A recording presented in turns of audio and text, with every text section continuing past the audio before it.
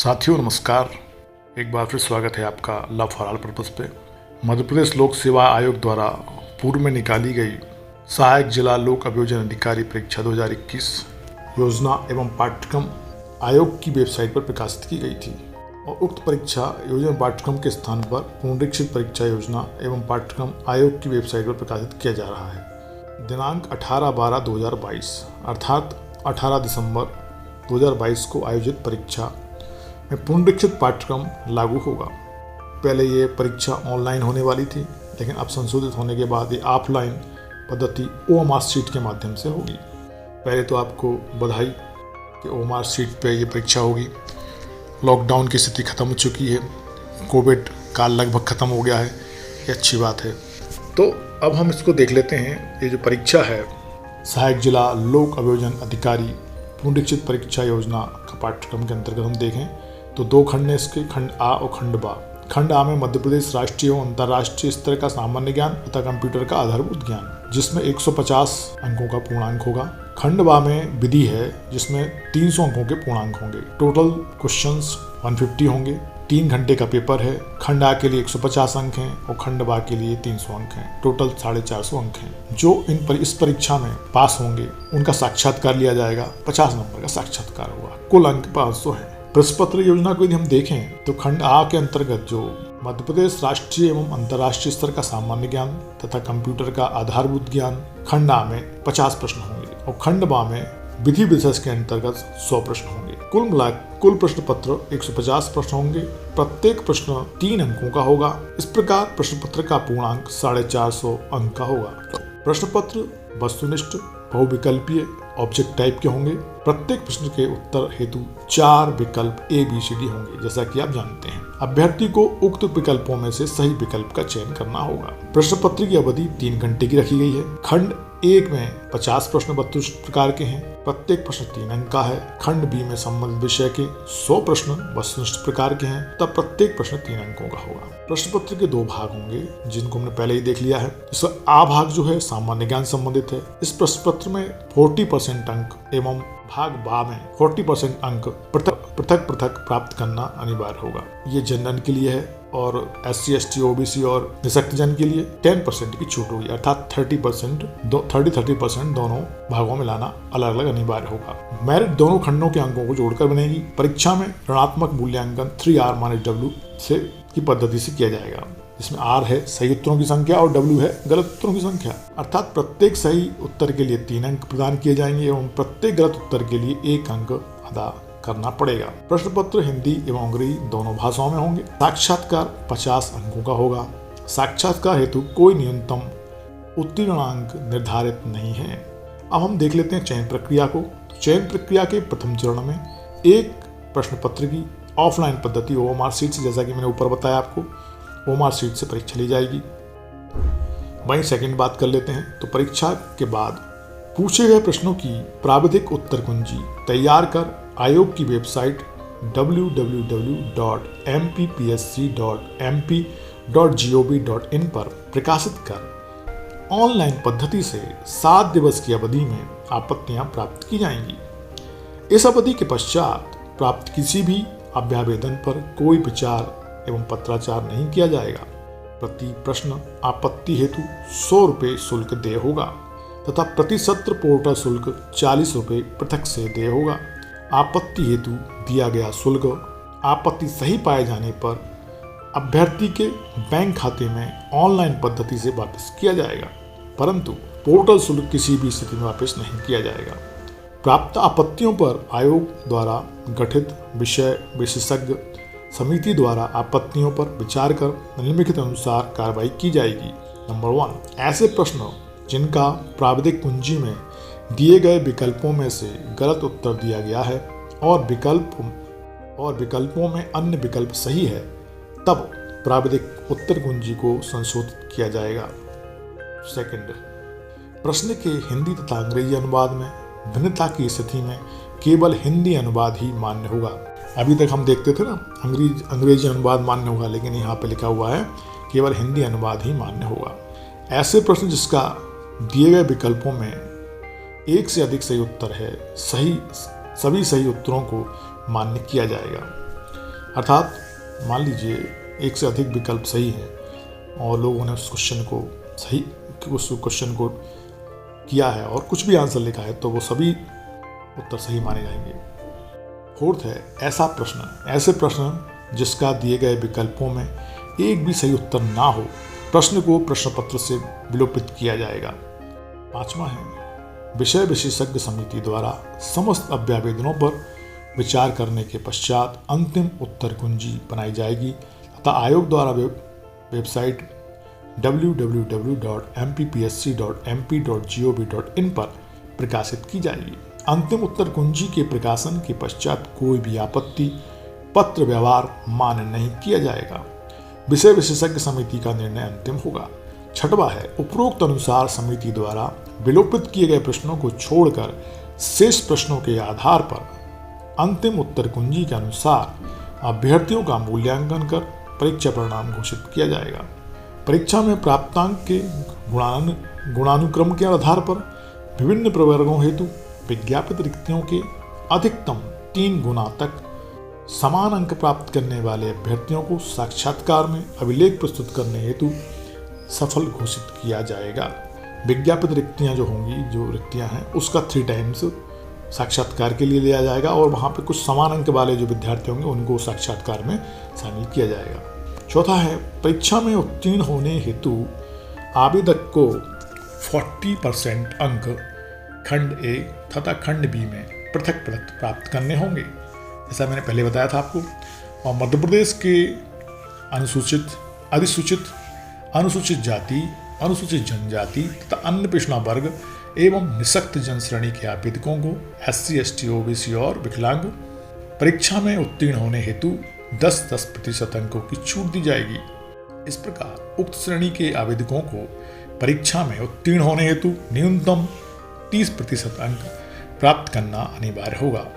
परीक्षा परिणाम के साथ ही अभिलेख प्रेषण हेतु अंतिम तिथि निर्धारित कर परीक्षा में सफल अभ्यर्थियों से उनकी अर्हता से संबंधित सभी अभिलेख प्राप्त किए जाएंगे तथा केवल उन्हीं अभ्यर्थियों को साक्षात्कार हेतु आमंत्रित किया जाएगा जो अभिलेखों की सूक्ष्म जांच उपरांत अर्ह पाए जाएंगे। साक्षात्कार में अनुपस्थित रहने वाले अभ्यर्थियों को चयन के लिए अनर्ह माना जाएगा। साक्षात्कार के लिए आवेदकों को बुलाने के संबंध में आयोग का निर्णय अंतिम होगा। अर्हताधारी अभ्यर्थियों को व्यक्तिगत रूप से ईमेल या SMS के द्वारा सूचना भेजी जाएगी। साथ ही आयोग की वेबसाइट www.mppsc.mp.gov.in पर भी सूचना उपलब्ध रहेगी। उपरोक्त पदों पर अंतिम चयन प्रतियोगी परीक्षा तथा साक्षात्कार में प्राप्त अंकों के योग के श्रेणीवार गुणानुक्रम के आधार पर होगा। आयोग की परीक्षा प्रणाली में पुनर्मूल्यांकन, पुनर्गणना का कोई प्रावधान नहीं है। रिवैल्यूएशन एंड रीटोटलिंग का कोई प्रावधान नहीं है। इस विषय में प्राप्त अभ्यावेदनों पर कोई कार्रवाई नहीं की जाएगी। अब हम 1 मिनट में सहायक जिला लोक अभियोजन अधिकारी के पाठ्यक्रम में क्या क्या पूछा जाएगा वो देख लेते हैं। खंड आ में मध्य प्रदेश राष्ट्रीय और अंतर्राष्ट्रीय स्तर का सामान्य ज्ञान, मध्य प्रदेश का इतिहास, संस्कृति एवं साहित्य, मध्य प्रदेश के इतिहास की महत्वपूर्ण घटनाएं, प्रमुख राजवंश, स्वतंत्रता आंदोलन में मध्य प्रदेश का योगदान, मध्य प्रदेश की कला एवं संस्कृति, मध्य प्रदेश की प्रमुख जनजातियां एवं बोलियां, मध्य प्रदेश के प्रमुख त्यौहार, लोक संगीत एवं लोक कलाएं, मध्य प्रदेश के प्रमुख साहित्यकार एवं उनकी रचनाएं, मध्य प्रदेश के प्रमुख पर्यटन स्थल, मध्य प्रदेश के प्रमुख व्यक्तित्व, मध्य प्रदेश का भूगोल, मध्य प्रदेश के वन, पर्वत तथा नदियां, मध्य प्रदेश की जलवायु, मध्य प्रदेश के प्राकृतिक एवं खनिज संसाधन, ऊर्जा संसाधन, परंपरागत एवं गैर परंपरागत, मध्य प्रदेश की प्रमुख सिंचाई एवं विद्युत परियोजनाएं, मध्य प्रदेश की राजनीति एवं अर्थशास्त्र, मध्य प्रदेश की राजनीतिक व्यवस्था, राज्यपाल, मंत्रिमंडल, विधानसभा, मध्य प्रदेश में पंचायती राज व्यवस्था, मध्य प्रदेश की सामाजिक व्यवस्था, मध्य प्रदेश की जननांकी एवं जनगणना, मध्य प्रदेश का आर्थिक विकास, मध्य प्रदेश के प्रमुख उद्योग, मध्य प्रदेश में कृषि एवं कृषि आधारित उद्योग, अंतर्राष्ट्रीय, राष्ट्रीय एवं मध्य प्रदेश की महत्वपूर्ण समसामयिक घटनाएं, महत्वपूर्ण समसामयिक घटनाएं, देश एवं प्रदेश की प्रमुख खेल प्रतियोगिताएं एवं पुरस्कार तथा खेल संस्थाएं, मध्य प्रदेश राज्य की प्रमुख जन कल्याणकारी योजनाएं, मध्य प्रदेश के चर्चित व्यक्तित्व एवं स्थान, सूचना एवं संचार प्रौद्योगिकी, इलेक्ट्रॉनिक्स, कंप्यूटर, सूचना एवं संचार प्रौद्योगिकी, रोबोटिक्स, आर्टिफिशियल इंटेलिजेंस एवं cyber security, e governance, internet तथा social networking sites, e commerce. ये था खंड आ का सिलेबस। इसी को इंग्लिश में यहाँ पर लिखा हुआ है। खंड बा का सिलेबस भी अपन देख लेते हैं जो विधि का है। इसमें यूनिट 1 है, इसमें भारत का संविधान है, the constitution of India, Bharat दंड संहिता 1960, इंडियन पिनल कोड 1860, अपराधी परिवीक्षा अधिनियम 1958, the provision of offenders act 1958। Unit 2 में दंड प्रक्रिया संहिता 1973, CRPC 1973, मोटर वाहन अधिनियम 1988, मोटर व्हीकल्स एक्ट 1988, माता पिता एवं वरिष्ठ नागरिक भरण पोषण एवं कल्याण अधिनियम 2007, the maintenance and welfare of parents and senior citizen act 2007। इकाई 3 में है भारतीय साक्ष्य अधिनियम 1872, इंडियन एविडेंस एक्ट 1872, लैंगिक अपराधों से बालकों का संरक्षण अधिनियम 2012, the protection of children from sexual offences, POCSO act 2012, आयुध अधिनियम 1959, आर्म्स एक्ट 1959। यूनिट 4 में है कार्यस्थल पर महिलाओं का यौन उत्पीड़न, रोकथाम, निषेध और निवारण अधिनियम 2013, sexual harassment woman at work place, prevention and redressal act 2013, आवश्यक वस्तु अधिनियम 1955, द एसेंशियल कमोडिटीज एक्ट 1955, लोक संपत्ति को नुकसान का निवारण अधिनियम 1984, the prevention of damages to public property act 1984।